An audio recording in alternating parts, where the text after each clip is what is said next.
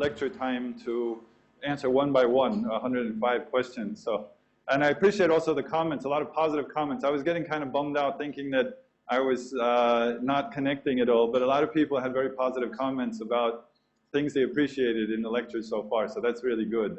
I really appreciate that. Made me feel a lot better. Hope that continues. And hopefully it will get easier as the kind of again, the first day was all new. And as I talked about, you can't really understand things that are all new. You have to kind of slowly assimilate take the old and then assimilate the new into the old. So as the course progresses, this is what's going to happen is you'll accumulate enough basis that introducing new things will make it, it'll be easier because you have accumulated some basis in which to assimilate them. So today we're talking about, as I mentioned in the first lecture, this theory is very much about interaction between people. And so today what we're talking about is this whole interactional aspect, what we call the interpersonal metafunction or interpersonal meaning of utterances. So when you say something, there's not only just the content, the so-called content of who did what to whom, but there's an interaction going on. There's meaning in that interaction.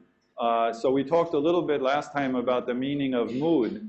So when I'm interacting with you, I'm doing something with you. Either I'm giving or I'm taking. So I'm either giving you information or I'm taking information or asking for information, or I'm giving you something or I'm getting back something. And that's basically how this is arranged. So we're going to be talking about the linguistic ways of representing this giving and taking. And so this is the interpersonal aspect. So what happens? How is this expressed in language? So we have to start with these ideas of, we have basic types of interaction is just giving and demanding versus you know, whether, and then it could be, like I said, giving and demanding information or giving and demanding goods and services. And goods and services just means like you do something, either give somebody something or you do something for somebody. So if you, these four, or, you know, 2 times 2 parameters, you might call them, end up giving us the 4 types of speech act. So we have these 4, I'm just going to turn this on. So we have these 4 types of speech act. These are the kind of things that we do commonly with language. So we offer somebody something, or we command them to do something, or we say something, make a statement to them, say something to them, or we ask them a question. So these are the 4 basic speech acts, what we call speech acts, things you do with speech, you know, actions you do with speech. So if you're giving goods and services, then you're offering. If you're giving information, then you're making a statement. So if I say, you know, this thing is black, I'm giving you some information. Demanding goods and services, if I say, you know, give me that pen, then I'm demanding something. Or if I say sit down, then I'm demanding you do something.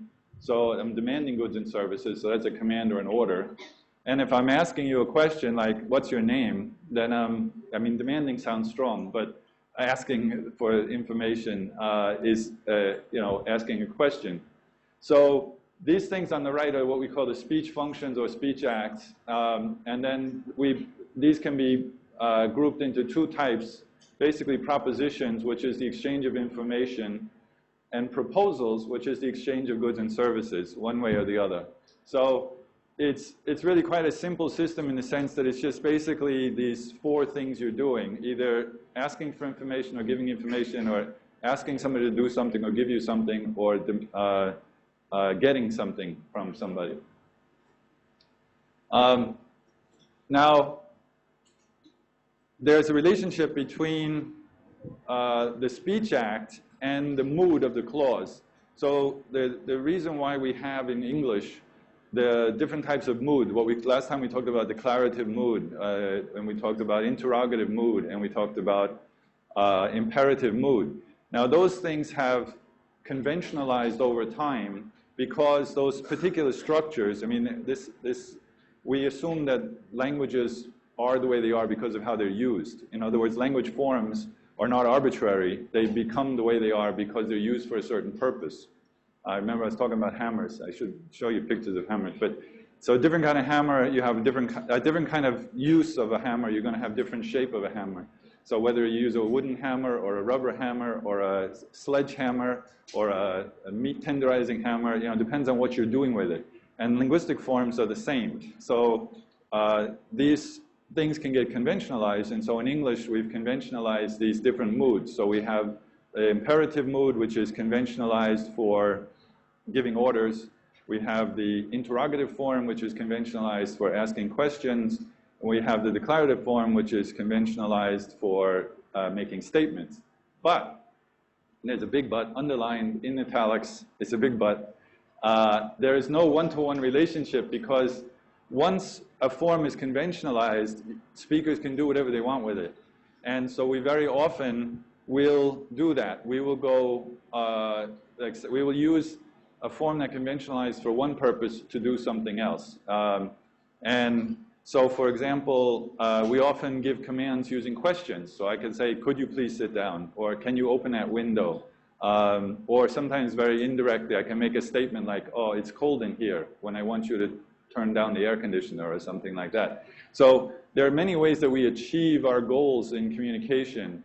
The most common ones are, like I said, the interrogative form for questions, imperative form for orders, declarative form for making statements, but we have some room to play with that. Because understanding somebody's speech is not about interpreting the sentence that they're saying. I know this may sound strange to you, but communication doesn't happen by you decoding a person's sentence. What you're actually doing is thinking of a reason why the person said what they said or did what they did. When we communicate, it's not all just language. Language isn't very special in communication. We often communicate with our hands, our face, our movement, body movements. And so language is just one part of our overall communication. And so what we're doing when we are understanding somebody is not just decoding what the words that they're saying, but we're thinking about why did they say those particular words. So if somebody says to me, it's really cold in here, you're not just saying, oh, it's really cold in here. I have a new piece of information in my head. It's really cold in here. You think, why did this person say it's really cold in here? Oh, it's because they're feeling cold and probably they want me to do something about it. If it's my house, they probably want me to do something about it. So maybe turn down the air conditioner or change the fan so it's not blowing on them or something like that. So that's what happens in communication. It's not just it's not a coding and decoding kind of situation. That's why any form can be used to achieve any purpose, as long as the person you're talking to or interacting with can infer, can guess the meaning, you know, in other words, why your reason for saying those things. And this is why, for example, irony works. Irony, you often say the opposite of what you mean. You say like, wow, that's really pretty, and when it's really, really ugly. And you can say exactly the opposite. So it's not about what the words are or how we're interpreting those words in a particular way, but guessing the person's reason for using the words. And the interpersonal meaning, the main thing we're going to be talking about is the mood residue structure, which is looking at how this interpersonal interaction is happening in the clause. So, for example, we have the main aspect of the mood residue structure is the mood, and residue, of course, just means what's left over. So basically, the mood is where it's all happening, and the residue is what's left over after you've isolated the mood block. And the mood block is basically the subject, the finite, and the polarity. So when you, in English, this is important in English, it's not the same for all languages, because a lot of languages don't have finite elements. They don't, like Chinese doesn't have tense. So there's no, they have modality, but they don't have tense. So it's the finite element in English is sometimes represented by modality, sometimes represented by tense, plus polarity, which means yes or no. So if you say, you know, I did eat the cake, or I didn't eat the cake, right? So the first one is positive polarity, the second one is negative polarity. So the mood block has the function of marking the interactive event of the clause. So remember last time we talked about the theme and how the theme is related to mood. So if you have the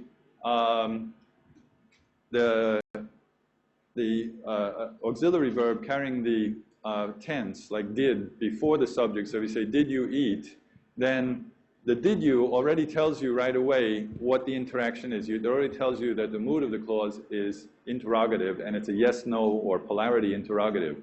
So, and then if the subject comes before the finite, then you know it's a declarative form. So if you say, I did eat, then you know that you have the subject before the finite element is did, and so then it's declarative. And if there is no finite, if you just hear sit down, there's no finite at all, then you know it's an imperative. So it's actually, although last time I talked about it from the point of view of the theme, it just so happens that English puts this marking of the mood characteristically in the theme.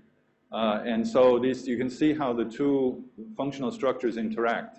And the reason why this happened is because the mood block is marking what kind of interaction is happening between the two people. It makes sense to put it at the beginning in the theme so that the addressee knows right away what the speaker is intending in the interaction. Could you please put your phones away, please? Thanks. Now, the subject and the finite are the two major elements aside from modality in the, well, the finite includes the modality, the polarity.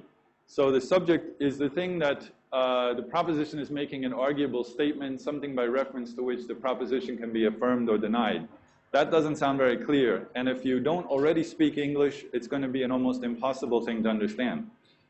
If you speak English, you have a very clear feeling of what is subject and what is not subject. It's just a habit you develop. It's not something that's easy to define because it's kind of a grammatical habit. Now, the way to think about it is that in standard English, if you want to say something is true or false, that true or false, not so much true or false, but a valid statement or not a valid statement, but I guess one way of talking about that is whether it's true or false. You do it with reference to the subject. So this is where the tag questions come in. So if I say, John ate lunch, didn't he? Where the didn't he, the he has to refer to John, and then the didn't has to be the same tense as in the statement form. So John did eat lunch, didn't he? If you put the did in there, we don't normally put that in there except for emphasis, but you say, John did eat lunch, didn't he? So you have the first part, did, then put in the tag question, didn't, and then the subject is the same, usually in a pronoun form. I'll give you more examples in a minute. Now this is very different from Singlish, because in Singlish you say, isn't it, in all cases. You don't worry about agreement and you don't worry about tense because those aren't significant parts of the language. So it's going to be something that you have to kind of focus on. So the point about it making it an arguable statement means that when you're saying, you know, for example, comparing Chinese and English, if you say, like Zhao Yanren used an example in Chinese where you say, oh, 她是个日本女人, well, he is a Japanese woman. He was talking about a guy, and he said, he is a Japanese woman.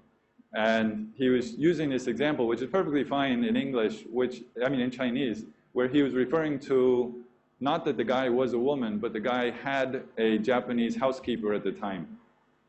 And in English, you can't do that. In English, there has to be this very strict relationship between the subject and the predicate, in other words, the thing you're saying about it. Whereas in Chinese, it's just topic comment, and so it's a very loose relationship. And so any topic, you can say anything about it, and it doesn't have to be this very tight semantic relationship. Like in English, it has to be the one that fits that attribute, or it has to be the one that did that thing. So if you say John bought the cake, then the validity of that has to be the relationship between John and the cake. It's a very tight relationship, and that's why in English also you don't have a comma after the subject. In Chinese, you can put a comment after the topic, and even in some other languages where subject is not so strong, you can put a comma after the initial element. But in English, we wouldn't say John, comma, bought the cake. That's because it's John bought the cake. It's all one thing. It's very tight relationship, both in terms of prosody and in terms of the semantic connection between the two. And then the way to like I said, to question that is you could put a tag at the end. So John bought the cake, didn't he? Where it has to be organized. Now, a topic is very different. So if I say, that dog John bought for the queen, didn't he? So here the he has to refer to John, not to the dog, right?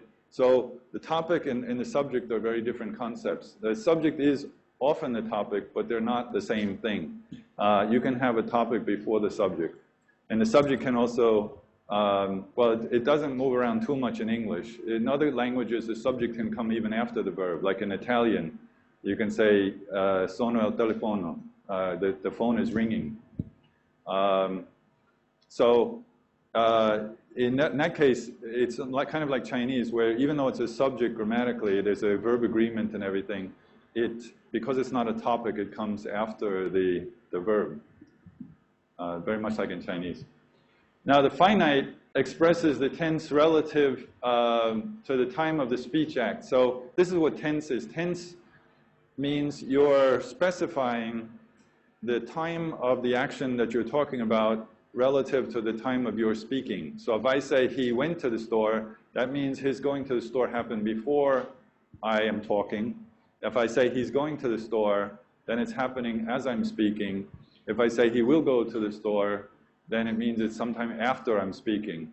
Now, languages cut up tense very differently. Some languages, like Japanese, just has past and non-past. So present and future are marked the same, and a lot of languages work that way. Some languages have more than one past tense. I worked on a language in Burma called Rawang, where there are 4 past tenses. So you have to say it differently if it was a couple of hours ago, or a couple of days ago, or a couple of years ago. You actually have different tenses for that. So languages can cut up this if they have tense at all. And then languages like Chinese don't have tense at all. They don't care. They don't mark that aspect. They don't constrain it. You can put a word in. You could say, yesterday he went to the store, or yesterday he goes store, or today he goes store, or tomorrow he goes store. You can put in a word like today, yesterday, to mark the time, but there's no grammatical marking of tense like we're talking about in English. So the finite, the main part is why do we call it finite? Finite means it fixes it. Finite is the opposite of infinite, right? Infinite means there's no boundaries, no end to it.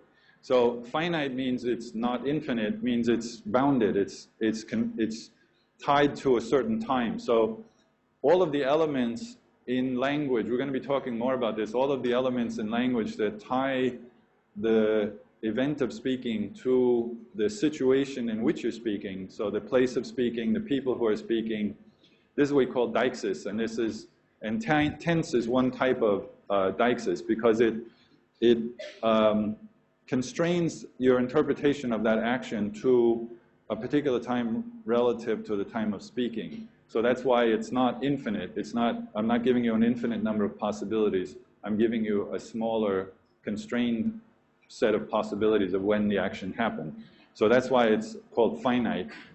And there's also, in this theory, they include within finite the modality. So when you say, like, he must be there, or he might be there, or he's probably there, when you say, well, probably you're using it a little differently, but when you use these modal verbs like must and might and should, he should be there, these are, again, kind of tying it to the speaker and the situation that currently right now. So it's not just a general statement, it's something very specific that the speaker is talking about, and so therefore it's finite in that sense.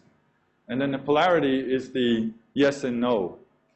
So when you say, you know, he did eat the cake or he didn't eat the cake, then you're marking a polarity. And in the positive, you don't have any marking. That's generally because we mostly say positive sentences, then we don't mark them. It's pretty rare in languages to have a positive marker. Although in English, we can, if we want to show positive, what we can do is use the auxiliary verb without any negative markers. So if I say he did eat the cake, then that's kind of like an extra emphatic positive. He did eat the cake versus he didn't eat the cake. Normally we just say he ate the cake, where the tense, there's no extra auxiliary verb did. You just put the tense on the verb like he ate the cake. But if you want to be emphatic, you can say he did eat the cake, which is kind of emphasizing that that the positive aspect, as opposed to saying he didn't eat the cake, which would be negative. When the negative always requires the auxiliary, you know, the extra little verb. The auxiliary here just means an extra little verb that's really the only job of the is and have and do in those cases really is to carry the tense marking or the polarity marking. Okay, so we have these so-called finite verbal operators, the things that were going to be considered part of the finite. You have positives like did, was, had, used to. So he did eat the cake, he was going to the store, he had gone to the store, he used to go to the store. Present, he does eat every day, he is an idiot, he has lots of telephones or whatever. And then future, he will, oh actually that has, I shouldn't use that as a main verb. He has been there is more like that. He has been to the store. The future is like he will go to the store, he shall go to the store. We don't, in American English, we don't say shall very much, but the Brits still use shall. It sounds very old-fashioned and weird to Americans to say, you know, you shall, I don't know, I don't even know how to use it well. We usually say, we should though, should and shall are related, and we use should a lot, you know, you should go. You shall go, no, we wouldn't say that. Except when you're like reading the Bible or something, you know, he shall something, something, then, you know. So it has this very archaic feeling for us, because that's about the only place we'd ever see it. He would go, he should go, and then in the negative, you basically have the same forms, but with the negative marker added to it. So he didn't go, he wasn't there, he wasn't going, he hadn't gone, he didn't used to go. So those kind of things. It makes it seem complicated when I put it out here, but if you're using these forms every day, so it shouldn't be too difficult. And then the modal part in the finite is these things like can, may, could, might, or dare. Dare is rare, so I put in parentheses, you know, dare he go? Like, again, it sounds a little weird, but we can't, you might hear that, you know. Dare I go? Dare I go to the whatever, I don't know. And then will, would, so in this case, the will is not marking so much future tense as the modality, because will actually comes from a verb meaning willing, right? You know, we have the word willing, he's willing to go. And the word willing and will as a future marker. In fact, some linguists even argue, they say it's not a future marker, it's just a marker of intention. So in this is why it can be considered a modal operator, because it's marking intention, you know. And then when you say something like he must be there, he ought to be there, he needs to be there, or he has to be there, then you're marking very high kind of obligation. So these are kind of both possibility and obligation. And then the negatives, again, you're just basically a lot of the same words with the negative contraction, the nt.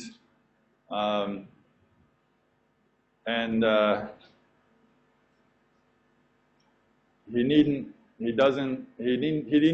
go. Normally we wouldn't say that either. He needn't, again, some people would still say it. It's kind of old-fashioned to say he needn't go. We would normally say you don't need to go. He doesn't need to go. Don't say don't need to go. That's some non-standard. You'll hear that, but it's non-standard. We would say he doesn't need to go is more standard. But in where I grew up, we'd say you don't need to go. Yeah. And then the same thing with he won't go, he wouldn't go, he shouldn't go, and then he mustn't go. Again, he mustn't. It sounds very formal too. He oughtn't to go is very formal. Can't go. He couldn't go. He mightn't go. That one you definitely will not hear. He mightn't go. But if you read something, some older text, you might find this, some older novels and stuff. You might find these things. Or you know, Brits maybe still use them. I don't know. So here's some examples. Let's get down to examples of these things. So finites are these, so you say something like the 3 little kittens ate up the pie. Now, in English, as I mentioned, if we're not doing the emphatic thing, like ate, he did eat up the pie, then with some verbs, the tense is put on the main verb rather than on a little auxiliary verb. So in this case, with a simple past tense, you would say the kittens ate up the pie, or if you want to be emphatic, you could say they did eat up the pie. So this is the finite element, or Jack Sprat could eat no meat. This is from a child's story. So here, could as the modal finite, or I will give John the book at 6 o'clock. Now we can consider that, like I said, intention, or you could consider it future tense. Either way, it's part of the finite. Why is he eating the pie in the bathroom? Where here, again, this is, the main verb is the eating, and then the is here is just carrying the tense, so that's the finite element. And then you will eat strawberries, cream, and sugar. Now this one is more clearly kind of, if it depends on the context. You say, you know, when you go to camp, you'll eat, you know, strawberries, cream, and sugar. But there's another way, if it's terms of, you know, the willingness of the person, then you could say, you will eat strawberries, cream, and sugar, won't you? So there it's more, again, your intention. And the way to identify the mood is, the mood block, is by adding this tag question or mood tag. So like, you will eat strawberries, cream, and sugar and cream, won't you? So in this case, then it becomes clear that it's about intention. So, you know, you're willing to, this here it means willing, you're willing to eat strawberries, cream, and sugar, won't you? So this is the tag question, and you can see that the won't here is the negative of will, and then the you and you is the same, just in reverse order. Because it's an interrogative, again, in a statement, you've got subject before finite. In a question, you've got finite before subject. So you can see that the mood block is where this, you know, interaction is happening. The distinction between the statement and the question is all happening in this mood block. And so very often, when we're arguing about something, you even leave off everything else, and you just say, you broke the cup. No, I didn't. So then all you use is the finite. No, I didn't is like, you know, the no is kind of an extra thing, but I didn't. Yes, you did. No, I didn't. You know, I think you did. And then, you know, this kind of, so it's the finite element that gets kind of thrown back and forth in terms of the interaction. The finite plus the subject. In imperative, there's no finite, as I mentioned, and no subject, but they can be recovered in a tag question. So normally you say, oh, stop by, but then you can add, stop by, won't you? So even though we don't normally have the subject and finite in the imperative clause, they're still kind of understood. And so then you can add a question like, won't you? It's kind of like saying, will you stop by, won't you? Or you will stop by, won't you? So in imperatives, you can sometimes, with an emphatic sense, you can have the subject mentioned, but most of the time you don't have a subject in an imperative. And this is what we talked about last time, when the unmarked subject, or the most common, I mean the unmarked theme in the imperative is just the verb itself. So normally this would be the beginning of an imperative clause, because the theme would, you know, the verb or the predicator would be the initial thing. But in certain contrastive situations, so if I say, you come the day after tomorrow, you come tomorrow. So there, I'm giving an order, you know, come tomorrow, but I'm specifying who I'm directing it at. So then I can add this you. And this one, again, I can just say stop by, but if you want to make it more emphatic, again, you can add the same thing like with statements. You can make it more emphatic by adding a positive auxiliary by saying, do stop by, you know, especially Brits will do that. Do stop by, but with the negative, then you have to have it. So then you would say, don't stop. So with the negative, this is the unmarked form, that, you know, or don't sit down, or don't do that.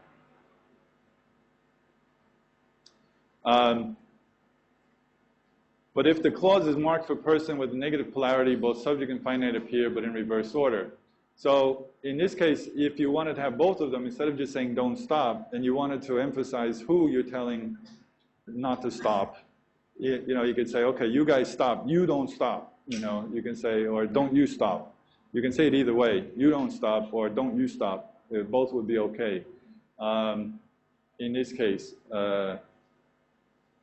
which just the subject again here would just be for a more emphatic or clarifying sense. Now, if they're both present and easily recovered from the code text, then, you know, in other words, if it's the kind of most common type of thing where you're just making a statement, then the clause is indicative. This is what we talked about last time. So here we have the topical theme. When the topical theme is the subject, in other words, the subject is in initial position and then the finite is second, then the finite is not part of the theme. This is the only theme, and so it's declarative. So because we said that when the subject is the theme, or the subject is the theme in the unmarked theme in declarative clauses. So when you're making a statement, normally your subject will be the first thing you hear. And so we have subject, if we have subject before finite, then it's declarative. So he will go home, or I will see him later today. You can come tomorrow. The chairman is busy today. So in each of these cases, this is, the subject is also the topical theme. It's also the topic. Now we could change that around, like you can come tomorrow, or I could say tomorrow you can come. But then again, it has it requires a more restrictive context. So it's like if somebody's asking me, can I come today? And they say, no, you can come tomorrow. Or can I come today? You say, no, tomorrow you can come though. So there's a kind of this contrast. So that's why you might put the tomorrow as the theme. But the subject still stays the same. The subject is still you. You know, tomorrow you can come. Or today the chairman is busy, come tomorrow. So you could say something like that.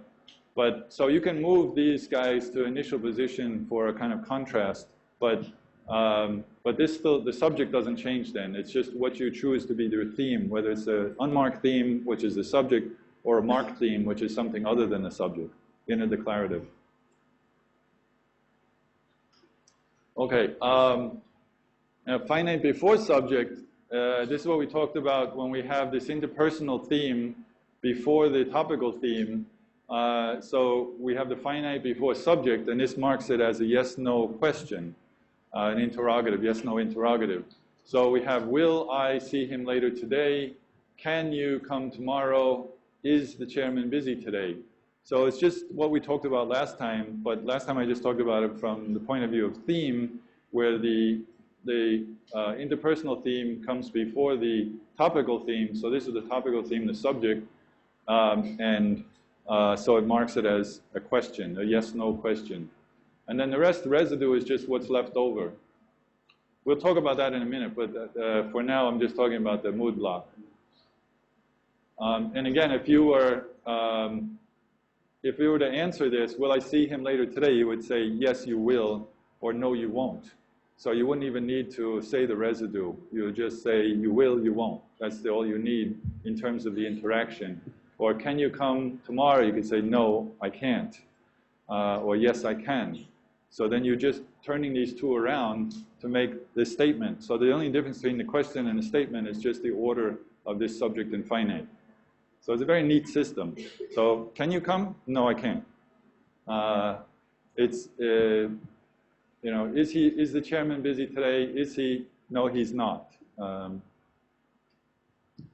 And in a WH interrogative, if the WH element is the subject, then it comes in initial theme position. As we said last time, we put that. The WH word is a very strong tendency in English to put the WH word in theme position, the initial topic position.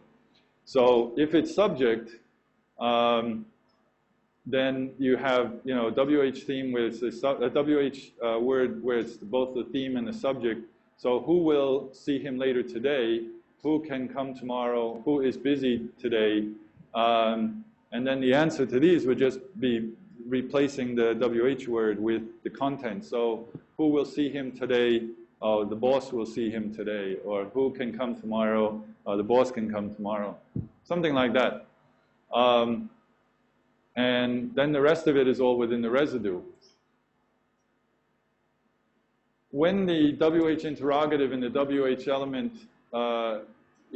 when you have a WH type question, WH word question, but the WH word is not the subject, then you still get the inversion of the finite and the subject. So here you have the same thing we saw with the yes-no questions. You know, will he be bringing to the party? Has my doggy gone? Can I see him? Is he? Whatever. So this is the same as with the yes-no questions, but in this case, we've had the added WH word, which is not considered part of the mood block. It is the theme. This is the topical theme. So here we see how it's not always the same. So in the most unmarked context, the theme is going to be the subject. But in a WH word, in a WH type question where the WH word is not the subject, then you're going to have that as theme and the subject will follow it.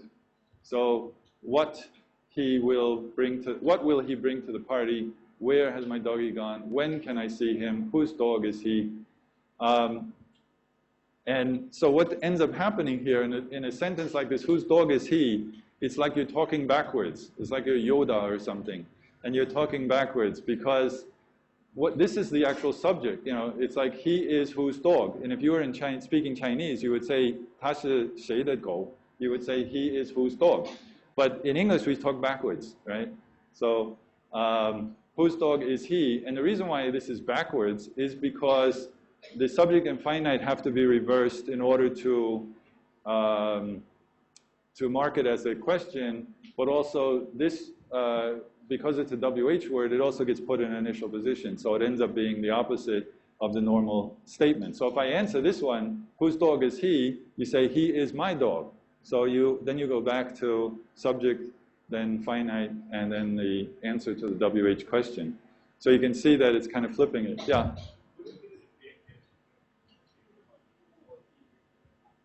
Who was he bringing to the party? Who is he bringing to the party?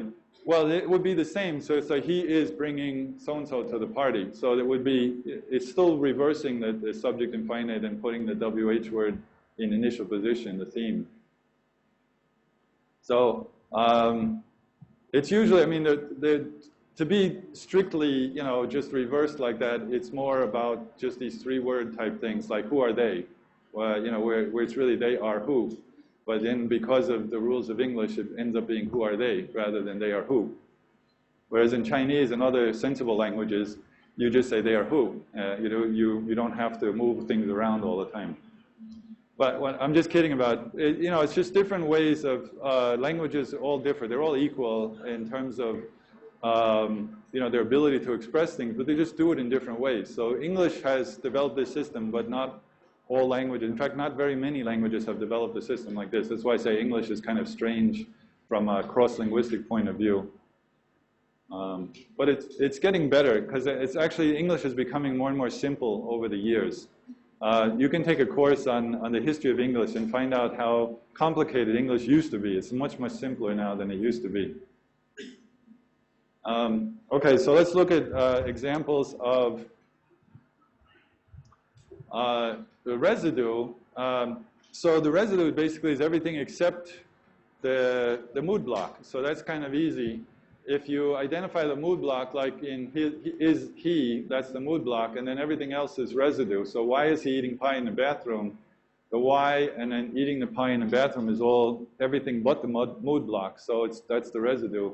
Or I will, which is the mood block for a statement, give John the book at 6 o'clock. Everything else left over is the residue. That's and then yesterday I didn't see anyone. So here you have a fronted element, just like with this one, where you put in initial position, instead of having the subject in initial position, you have part of the residue in initial position. Now, again, this would be the theme, but it's not the subject. The subject is still I, and didn't is the finite. So this would be a case where, you know, yesterday I didn't see anyone, but, you know, today I saw somebody. So there's usually when you put it in initial position like that, it's because of some kind of contrastive sense. So that's why we consider it a marked form and a marked meaning. So just to go on briefly about the elements of the residue, the key part is the predicator, which is the representation of the process. Now, you have the verb and everything that kind of goes with the verb, which we call the verb group, aside from the temporal and modal finite elements. So in other words, those things that are part of the finite are part of the verb group, but they're not part of the predicator. Because like I said, they're not really part of, the predicator means what you're saying about the thing. So if I say he is cooking lunch, so the cooking is what he's really doing. The is there is not really about what he's doing. It's just giving you the tense, the finite element. So when we talk about the predicator, we just mean the cooking part. And it specifies the voice, so whether it's active or passive voice. The process means what is you doing? What are you doing? So like, the reason why we say process rather than verb, although processes are normally expressed with verbs, is that the same word can be used with different, for different processes. So I can say, I'm feeling this bored with my hand, or I could say, I'm feeling a bit sick today, or I could say, I feel he's an idiot. All of those are using the same word, feel, but in very different types of processes, very different types of meaning. And so you can't really just talk about verbs, you have to talk about the process. Or remember the tutorial you did, like mushrooms, the lung cancer in women mushrooms. So if you say lung cancer in women as one unit and mushrooms as another unit, so then mushrooms there has a predicator sense. Where if you say lung cancer in women mushrooms, then mushrooms there is not a predicator. So it's the same word, mushrooms, but the meaning of these words, again, it's not about just understanding the words, but how they're being used. The meaning comes from how they're used. And so this is a really important thing. That's why we talk about processes rather than verbs or particular words, because it's not about the words themselves. The words themselves don't have these meanings. It's how you use them. The meaning comes from their use. So the predicator expresses the process, the aspect, which means like whether you're just starting or you're ongoing or you're just finishing. So that's what we talk about as aspect, like he is eating. That's a present progressive aspect. And then secondary tense would be, in English we can do these kind of things like he will be going to have had it done by that time. So you have a number of different what we call secondary tenses, so aside from the primary tense. English is really complicated. That's the most complicated part of English as far as I'm concerned. And so here is examples of predicators. So like in this case, the ate includes both the predicator, which is to eat, and then the finite past is built into it in this case. It used to be in the past, we didn't use these auxiliaries. We just put all the tense was always in the verb. But later on, it kind of got separated. But for simple cases like simple past and simple present, then we still build it right into the verb. In this case, Jack Sprat could eat no meat. Here, the finite element is the could, and then the predicator is separate, it's just eat. I will give John the book at 6 o'clock, where give here is the predicator, will is the finite, and I is the subject. And why is he eating the pie in the bathroom? Now, in this case, we've got the predicator, and it's also marked for the progressive tense. The is and the ing going together. Historically, this is actually a noun. Eating is a noun, and still used as a noun in some contexts. But it's still the main predicator in this clause. And then you will eat strawberry, sugar, and cream. The eat is the predicator, and the will is the finite. So even though we will talk about will and eat and say will give or could eat as one verbal group, because they kind of go together from one point of view, but this is considered the predicator, and it's separated from the finite because it's part of the residue rather than finite. And then there's a part of the residue which we call an adjunct. Now, an adjunct is just something extra. So we have adjunct professors who are kind of not the normal professors. They come and help in research or in teaching on a kind of ad hoc basis. So they're adjunct, just kind of extra. So things that are circumstantial or residual adjuncts are optional adverbial groups or nominal groups or preposition phrases. So it means things that are like, why is he eating in the bathroom? So in the bathroom is saying where. The why is why. So these things tell you the who, what, where, and why of the process. Now, it's not always necessary. If I say, you know, John is eating pie, I don't have to say where and when or why he's eating it, but I can add those bits. So that's why they're optional, and they're called adjuncts because they are optional. So these are, because they're optional, they're not, they can be theme, but they can't be subject. So you could say, why is he eating pie in the bathroom? Or I will give John to the book at 6 o'clock. So this 6 o'clock could become the theme. You could say, at 6 o'clock, I will give John the book. So there at 6 o'clock can be the theme, and then the rest doesn't change. Or yesterday I didn't see anyone. You could either put it in the theme position like here, or you could say I didn't see anyone yesterday, which would be the more unmarked situation with the subject as theme. And then there's a complement, which is an extra, it's often talked about as an extra argument or a direct argument of a clause. But what that means is that it's some participant, right? So we're talking about participants, processes, and circumstances. We're going to be using those terms a lot in this thing because when you experience something, you know, what we actually see and hear and all is just one big mass. But what we normally do is we kind of try to narrow it down to certain particular participants and then the circumstances in which those participants are interacting or doing something, right? So that's why we're going to be talking about participants, process, you know, what they're doing, who's doing it, what they're doing, and where they're doing it. So the two key elements are the participants and the process. Those are the kind of things that are most necessary. As I just mentioned, the circumstances are not always necessary. The two types of participants, the main two types of participants we're going to find is the subject and the complement. So the subject is the one who, like we said, is responsible for the validity of the statement. So like John is eating pie. So John there, it's whether John is or is not eating pie is the question. And so the pie is not as crucial to that as John is. Whereas if I say the pie is being eaten by John, then actually the pie becomes the more important one. That becomes the subject.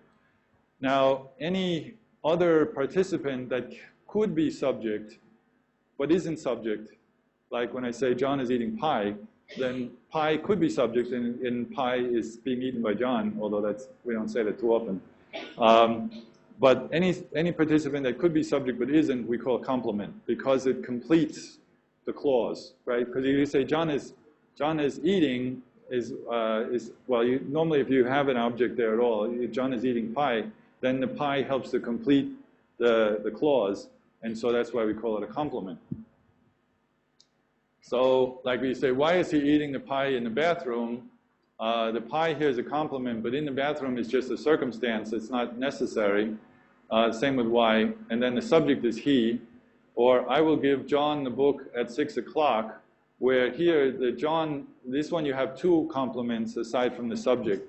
So the subject is I, but then you have these other two, and these could both become subjects. You could say, John will be given the book at 6 o'clock, or the book will be given to John at 6 o'clock. So that's how you can tell that they're complements.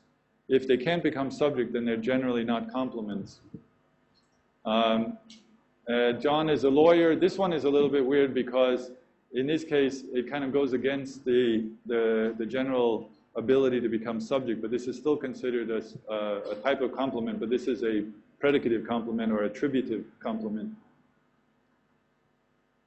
Okay, so now if we put this all together, we'll take a break after this, but just so you see it all together in one shot, if we have the whole thing, we've got the mood block, we've got the subject and the finite, this is a declarative, these are all declarative clauses, so you've got the subject before finite, and then in the residue, we've got the predicator and a complement, so these are all pretty simple, but you say you will eat pie And then we have the mood tag, which tells you, again, the finite and subject, but the finite here is in negative polarity. Here it's positive polarity.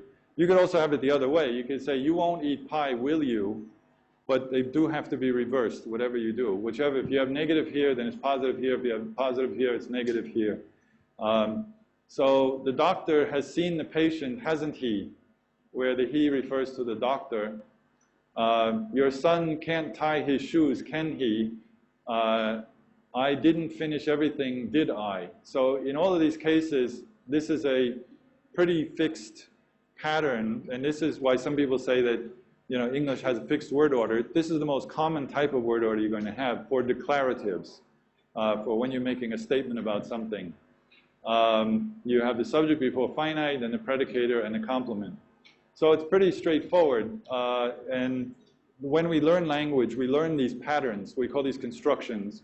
You learn these constructions, which are just kind of conventionalized ways for expressing a certain particular kind of meaning. So here the meaning we're trying to express is that we have some participant, the subject, doing something and acting on the other participant, which we're calling the complement. So there's this going on. And there's also the interaction between the speaker and the hearer, which is, it's making a statement. So the speaker is making a proposition. You know, in other words, this is a proposition. He's making, sharing some information, giving some information to the hearer, going back to the 4 elements we did before. Okay, so let's take a break and then come back in 10 minutes.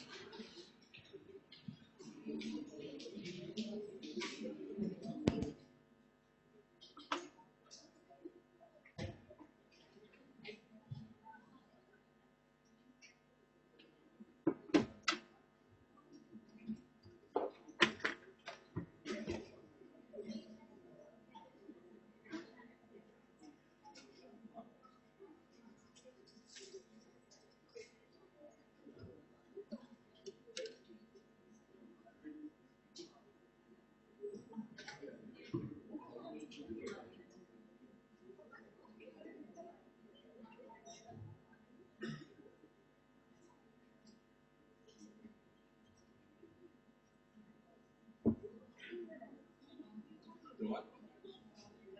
The handouts? Let me see. Somebody was handing them out for me.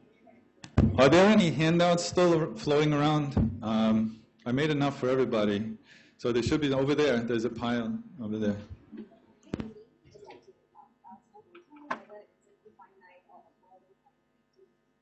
Well, finite is just marking tense. So it's like is,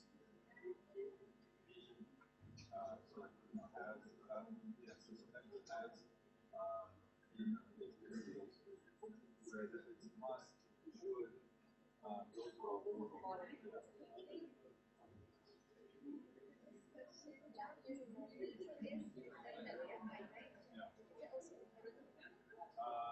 that's a good question.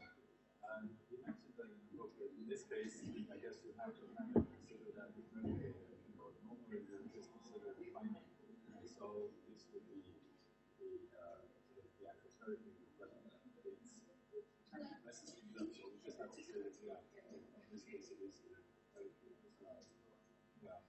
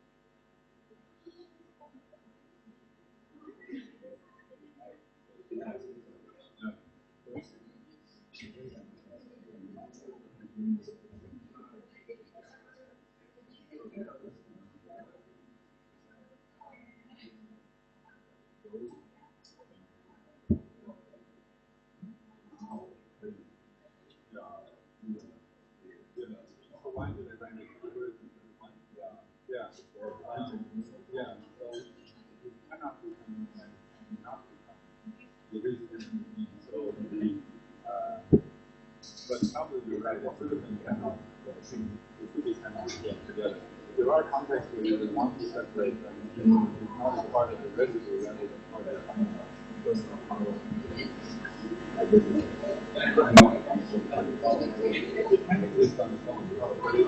So you can say you can not come if you want, where the not is part of the residue rather than part of the finite.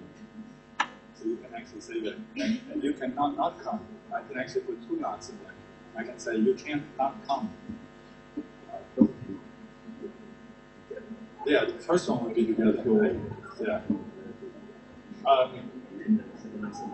If you have both, but if you only have one, then it can be either part of the finite or part of the residue. So this is one of the interesting things in why this analysis kind of helps you to see what's going on. So if I say you cannot come, means you are not allowed to come. If I say you can not come if you want, then it means you are allowed to not come. Yeah. Yeah.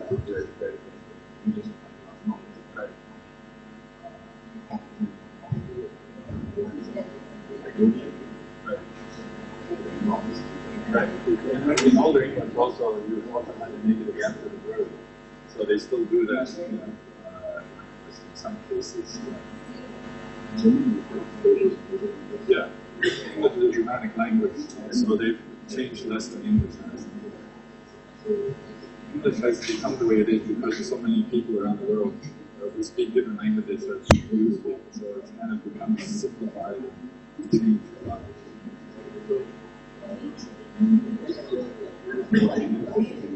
Yeah, right. Really cannot be yeah. So I guess when I wrote it like this, it's more emphatic. So I could say it can not become subject, but can become theme. So it can be theme. So I guess that's why I wrote it as two words. So here, what I mean is just emphasizing the not. Instead of just saying can't become subject, but can become theme. You can say we cannot become subject. So when you put the prosodic stress on it, then your feeling would be the right to separate it.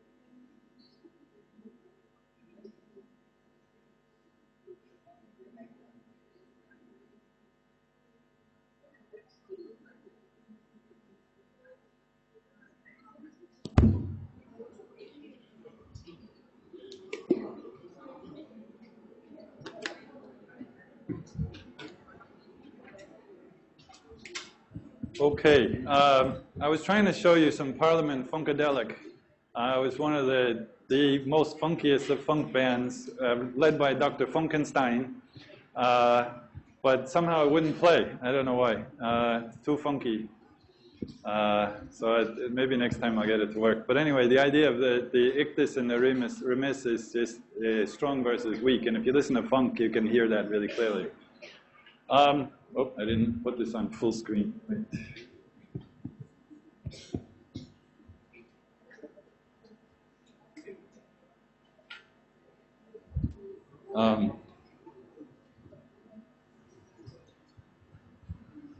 Okay, so as we saw with the WH words, it's not always clear, just mood, straightforwardly mood initial and then residue after that.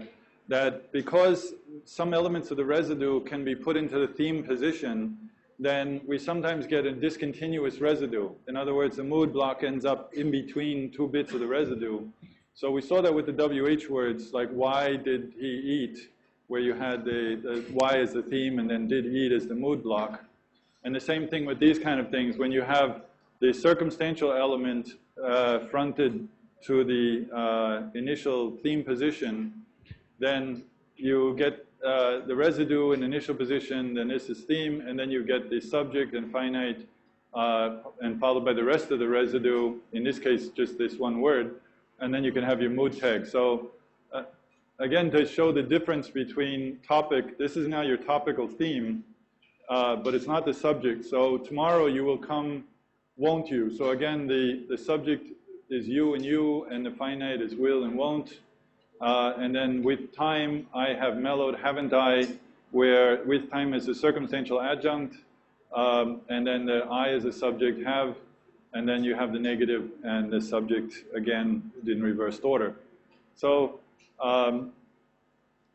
there's nothing really special about this other than it's kind of just to show you that the mood block doesn't necessarily occur in initial position. Now, there are also these things that we talked about last time as modal comments and things, modal adjuncts, that these, they're part of the interpersonal meaning, these modal adjuncts and conjunctive adjuncts. We talked a little bit about them when we talked about interpersonal theme and textual theme, because these will often be appearing in theme position, but they're not the topical theme, but they will often come at the initial, before the topical theme, and then be considered part of the theme because of their importance at the beginning of the clause. And they're important, again, because we start trying to understand what the person, why the person is talking to us or saying something to us with the first word. And so the first words already we're processing and trying to make sense of what the person is doing. So the modal adjuncts we talked about a little bit last time, these are part of the interpersonal meaning of the clause, and they are part of the mood in the mood residue structure. They can appear in initial position or in medial position or final position. And so these this kind of shows you the fact that they can come before or after the mood block kind of shows how the mood block really fits together with these things. So when you say something like, sometimes he will come before 10, you can say sometimes he comes before 10, or you could say he sometimes comes before 10, or he will sometimes come before 10, or he will come before 10 sometimes. So in the afterthought case, it's just something you're added as a, we say afterthought means like originally you didn't plan to say sometimes, but you say, oh, he'll come before 10 sometimes. It's like just something you added after you finish speaking.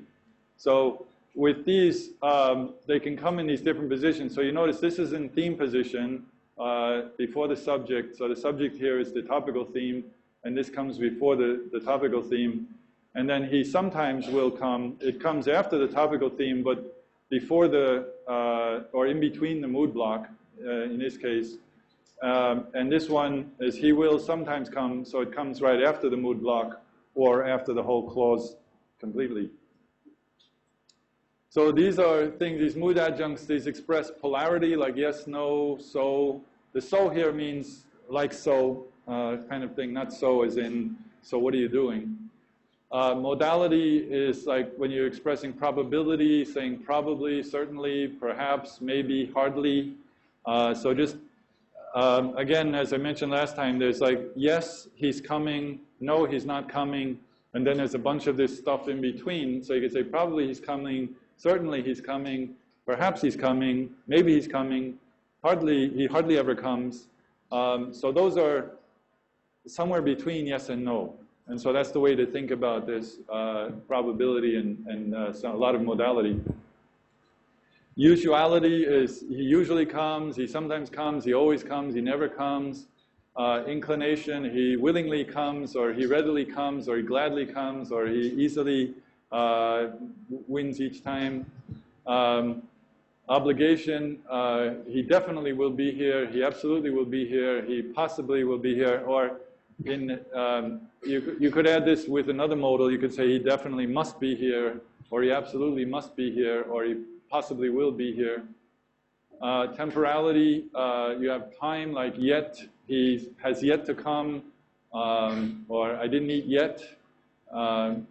He's still eating, he already ate. I ate once, I'll eat soon, I just ate. Typicality, how often you do something. So I do it occasionally, I do it generally. I regularly go to the mall, I mainly just go to JP. Obviousness, so they could say, well, of course he's coming today, surely he'll come today, obviously he's coming today. Or intensity, like Nike, just do it. Simply put the box in the oven and then you'll be fine. Or the cake in the oven and you'll be fine. He merely scratched the surface, or he even got the really dirty things clean, or he really did a good job there, or he actually did a good job there, and so on with all these. Degree, so this is funny, this is something that the Brits and the Americans differ on, something like quite. In American English, if you say something is good, then it's good. If you say it's quite good, that's better than good. In British English, if you say it's good, then it's good. But if you say it's quite good, it's not so good. I'm serious. So the way that the Brits and the Americans and the Aussies, we actually claim to speak the same language, but it's really different. The way we use prepositions, the way we use tense, the way we use these kind of things is all quite different. I'll give you some examples of this next time. I didn't think of it. When we say English, I mean, there are so many, we now talk about world English as, we talk about English as a plural because we all really speak very differently. And I'm not even just talking, you know, we have Philippine English, Indian English, Singapore English. Those are kind of, even aside from British English, American English. And when I lived in Australia for 7 years, and I was shocked the first few weeks at how I couldn't understand anything anybody was saying. And it's not just pronunciation, you know, it's not like, of course, when they pronounce something, if they have a strong Australian accent, it takes a bit of getting used to. So, but then what they say. So in America, for example, when you say hello, you say, how are you doing, or how is it going? But you never say, how are you going? Whereas in Australia, that's the normal way to say hello. How you going, mate? How are you going? And when the first time somebody said that to me, I like, that's weird, you know. And then they use a lot of different words, and words in a different way as well. So like a jumper is a sweater in Australian English. For an American, it's a kind of dress that women wear as a jumper. There's so many differences, and the pronunciation, of course, like when I first moved there, I contacted this company to install ADSL broadband.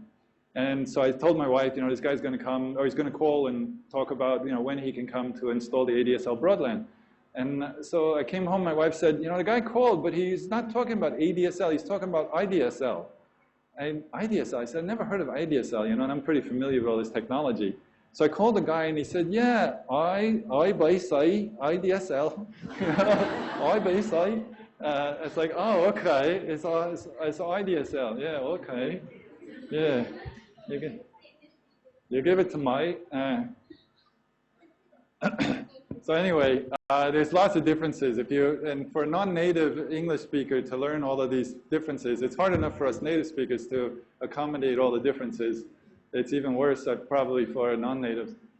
Okay, so another type is the comment adjuncts that we talked about last time. So when you say something like unfortunately or personally or hopefully, and these can come again at the beginning of the clause or after the topic. So you could say, unfortunately, he's not coming today, or he's unfortunately not coming today, or he's not coming today, unfortunately.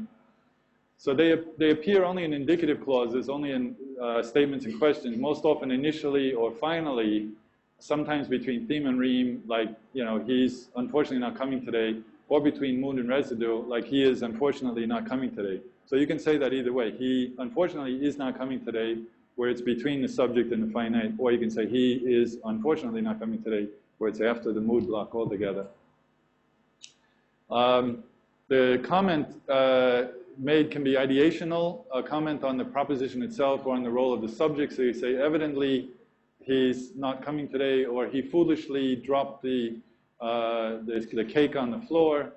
If the clause is declarative or impersonal, a comment on the speech function. So if I'm telling you something honestly, then I would say, honestly, I don't know, right? Whereas normally I lie to you, but in this case, I'm telling you honestly. So that's when we say honestly. Or confidentially means, you know, I don't want you to tell anybody else, even though I know as soon as you leave, you're going to tell everybody. Or between you, me, and the lamppost. That's another way of saying, you know, this is confidential. Just a metaphor. So when we put this together, this is the kind of blocking we're going to be doing. We're going to be drawing these kind of blocking out and analyzing. So all of the assessments you're doing, all of the exercises you do in tutorial, it's all going to be basically like this. Just making these boxes. In other words, constituency and function. So each of these boxes represents a constituent, and each of the title, the names you give to the box is the function. So as I talked about in the first lecture, it's all about constituency and function. It's really very straightforward. The only difficult part is remembering all the different names, but when I give you an assessment, like on a quiz, I give you all the names at the bottom in the footnote and or whatever at the bottom of the quiz. So all you have to know is when you see them, how to use them. You don't have to actually remember all of them. So in this case, he can't usually hear on the telephone, unfortunately. Here we have the subject finite, the mood adjunct, the predicator, the circumstantial adjunct, and then a comment adjunct. So we've got a whole bunch of these things together. And they, in this case, this is probably the most unmarked one, except the comment adjunct occurring at the very end as an afterthought. So this is, the whole thing is the mood block, but this is also part of the mood structure. But in this case, because it's an afterthought, it just comes at the end, and then the residue comes in between. And this is the theme, and the rest of it is the ream. But we can move things around, and we can say, unfortunately, he can't hear on the telephone, where this whole bit is a mood. So you've got the comment adjunct in initial position, he, the subject, the mood adjunct, the finite, and then the residue is the predicator and the circumstantial adjunct. And so then this is, unfortunately becomes part of the theme. It's the interpersonal theme, like we talked about last time. And then you have the subject as the topical theme. But you can also put this comment adjunct after the theme, so you could have just he as the theme, and then unfortunately, not part of the theme anymore, but still part of the mood, and then can't usually as still part of the mood, and then the rest as the residue. So you can see how this is a way of showing what's different when you move these things around, because we have these options. These are all, this isn't even all of the options. We can move even more things around. So when you speak, this whole thing is a grammar of options, of choices, where what we're interested in is what choices are available and what do they mean when we make a certain choice. So each of these would be used in a different context to express a different meaning. Even though it's the same word, it's just reorganized in a different way. But by reorganizing in a different way, you have a different interpersonal meaning and a different theme-ream textual meaning. And so you're going to actually be saying something different. There's no such thing as exact synonyms in language. When you say something different, you mean something different. So what we're looking at here is a way of talking about how changing those words around affects the meaning from an interpersonal point of view and a textual point of view. And then later we'll also talk about the content or the ideational point of view. Now the other thing we talked about last time with these conjunctive adjuncts, which are not really so much part of the mood residue structure. They're not part of it. I'm just mentioning it because they're often confused with the modal adjuncts. These are things like moreover, however, on the other hand, nevertheless. These are the things that link back to something else or to something that's coming up. But they don't, these are adjuncts and they're not necessary. They're not really conjunctions like and or if or but they help to create the cohesion, to kind of link the bits of the discourse together. We don't normally say sentences by themselves out of context. We link it to the overall discourse that we're in. So the conjunctive adjuncts, they situate the clause in terms of the textual context, whereas modal adjuncts situate the clause in terms of the interpersonal context. So what this means is that in the flow of the text, these things help with the flow of the text, helping you to link the different clauses together. Semantically, in your mind, you can link them together. Whereas the modal adjuncts are about what's happening between the speaker and the hearer. So something like saying it's too dark in here is the too dark, or it's too dark in my opinion, where you have this modal kind of thing. You're saying this is my opinion, but in the conjunctive, you say it's too dark in that case. So in that case means in order to understand why the person said in that case, you have to think about what they said before. You say, maybe the first person said, it's bright enough in here, and they said, no, we need to see really fine detail. You say, it's too dark in that case. And these can also come in initial position. You could say, in that case, it's too dark then. In this case, you're showing either the interpersonal, this is my opinion kind of statement, or linking it up with something that came before or possibly after. And we talked last time also about vocatives. We didn't talk about expletives, but we talked about vocatives. Now, vocatives, again, is just mentioning somebody's name. And so it could be the person's actual name or an address form like professor or something like that. These are part of the interpersonal meaning of the clause. It's you're calling the person's name to get their attention or making sure they're still paying attention. But they're parenthetical, which means they're not necessary. They're not really part of the meaning. So if I say, hey, John, what are you doing? The John there is not part of the what are you doing clause. It's just getting the person's attention. It's extra. It's like you could put it in parentheses. So it's not really part of the clause and not part of the mood residue structure. And that's why you can put them in different places. You could say, John, what are you doing? Or, or what is, actually, they can move around. You can put it at the end or at the beginning. Expletives are, like damn or bloody or some other worse things. And you can throw those in all over the place. Those are quite free. They are very strictly interpersonal. They are expressing your attitude towards the thing. So you say, the damn computer's not working again. So the damn there is not really part of the experiential meaning of the computer is not working. It's just showing my attitude towards the computer. I can't give you a lot of good examples, but I get in trouble.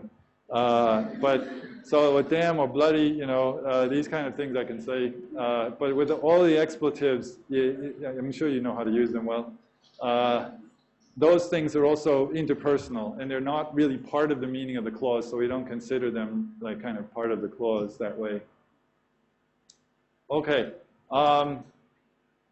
Now, one interesting part is when we have kind of interesting wrinkle on this is when we have a WH predicator, we don't actually have a word for kind of what are you doing. There isn't a word for that. Like we have, who, what, when, where, and how, and why, but there's no kind of what in the sense of what are you doing.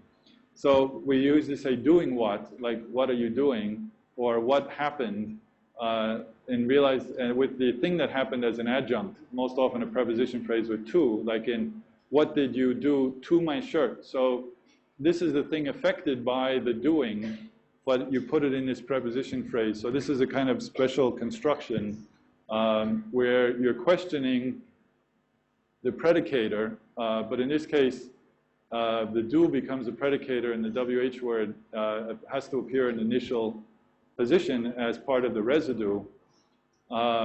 When you say what happened, like in this one, what happened to my coat, the WH element is in the mood because it's the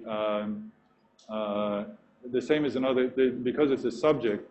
So the WH here is different from this WH. So what happened to my coat is, because this is the subject, this is the predicator, which includes the finite past in this case. It's a simple past. And then the thing affected by the happening, again, appears just in this to preposition phrase. So this is kind of a special construction that's only used for this WH predicator, we might say. So what did you do to my shirt? What happened to my coat? In this case, it's a complement. And so in the residue, but it's thematic because it's a WH word. And then the subject and finite are inverted because it's a question. And then the do here acts as the normal predicator rather than just simply being an auxiliary in this case. And then in here, what being the subject, and then happened again, and then this being the mood. So I've split the mood in this way so that even though this is one word, it's like, half in the finite and half predicator, so half in the residue. So I've written it that way. It's just a way of expressing the fact that it's covering both. And then with exclamatives, we mentioned exclamatives a little bit last time also.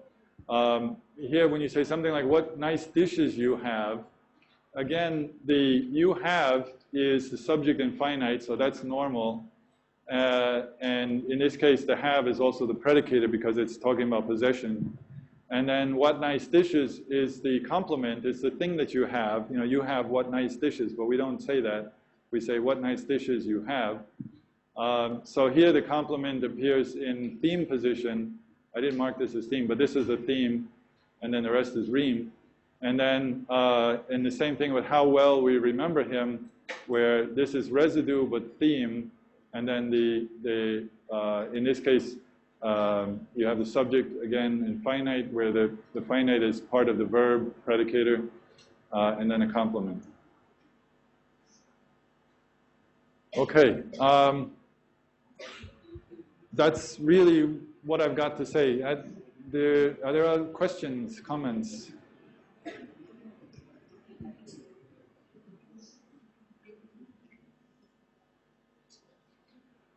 Is there more on the handout, or why is there all mumbling? A couple of people had questions, yeah. Is there a kind of hierarchy to it, or are they all just adjuncts? What? So, for example, for adjuncts, you have the circumstantial and then non-circumstantial. So, under circumstantial, it's just one category, and then under non-circumstantial, there's modal. Under model, then oh no, yeah. So the question is, do the adjuncts form a hierarchy of hierarchy in terms of importance or something, or? Yeah. Yeah. So mood adjuncts are part of the modal adjuncts. Yeah. So there it is a hierarchy, but the circumstantial adjuncts are something separate. The circumstantial adjuncts are really part of the experiential meaning of the clause. It's part of the real content of, what, where, when, how, and why. Whereas the mood adjuncts or modal adjuncts are part of the interpersonal meaning. So within that, yeah, there's two types, but it's not like one is more important than the other or anything like that. It's just they're subsumed within that type, yeah. Any other comments or questions? More? No? What were some of the comments, questions? No? Amanda's not here today, so those of you who normally have tutorial with Amanda will have me today. Ooh. Hi. Can operator be both temporal and modal, or must it be either or situation? No, they're different. So the question is, we have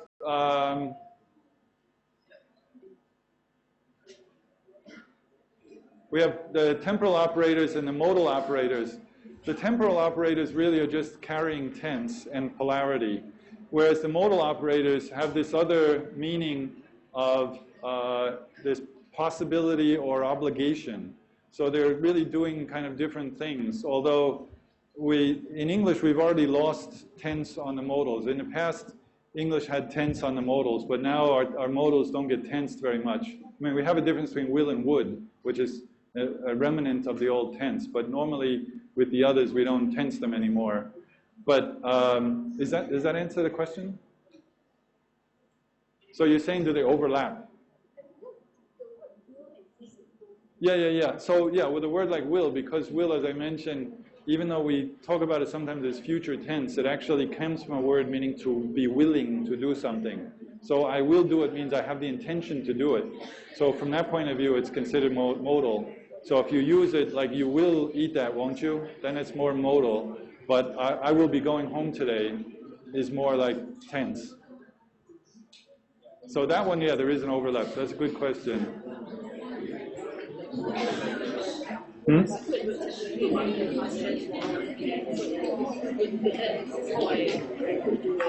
Yeah.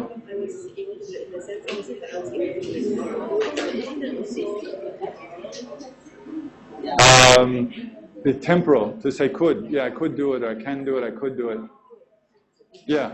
So some of them still do have the tense market. So like that's why I said like will and would and could, can and could, those still have the tense within them. So those, yeah, there's an overlap in that sense. With can, this is one of the weird things in American English. When we say can and can't, we don't actually say can and can't. We say can, can. So I say I can do it. I can do it, where there's no vowel. It's just I can do it. And then the negative is I can do it. So when you say can, cannot, for us can means can't. I can't do it. I can't go today means actually I cannot go today. In American English at least my English. Whereas to say the positive, it gets reduced so much. This is the thing, is we reduce everything. Languages do best what they do most. So we reduce it, we just say can.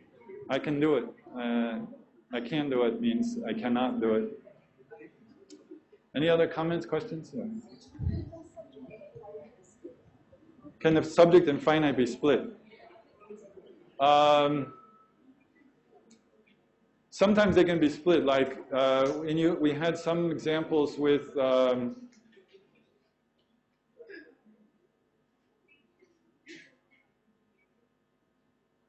like this one. He sometimes will come before 10.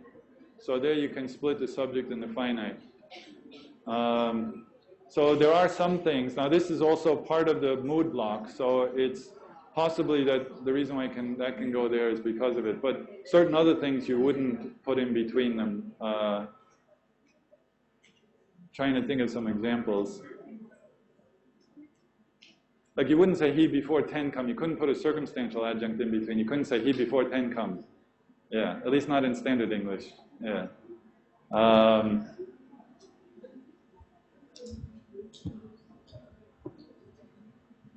So the question was, do the finite and the subject always have to be together? And with this case, since this is also part of kind of the interpersonal meaning, then it can come there. But circumstantial adjuncts you wouldn't put in there.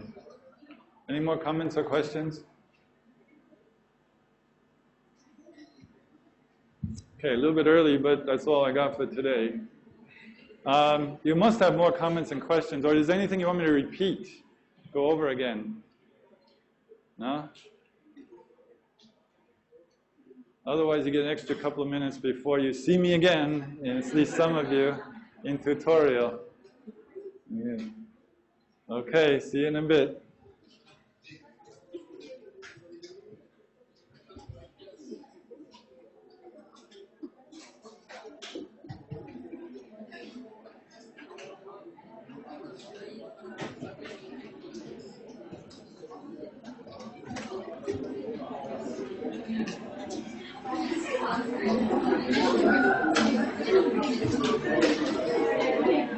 I asked my assistant to try to make those signs for you, but you know the signs I was talking about where on one side it says slow down, the other side says huh? But she thought it would be too expensive the way I wanted to do it, so she was saying, why not just get them to make signs out of paper, you know, and just hold up a sign. So if you want to do that, you can do that. Just write on a piece of paper, you know, slow down or huh, or whatever you want to write. And if you don't want to raise your hand.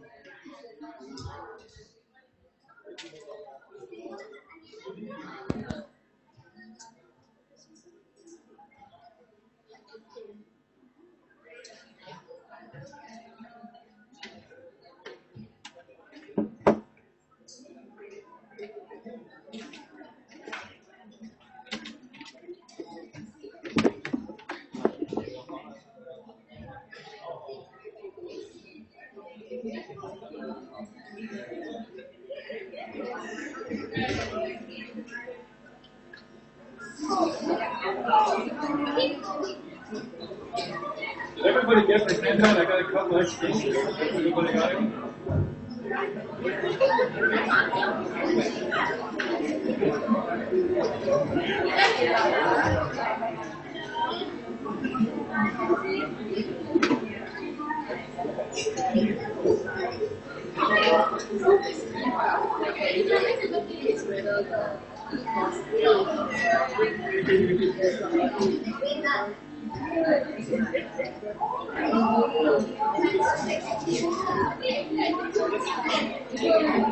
So which relates to these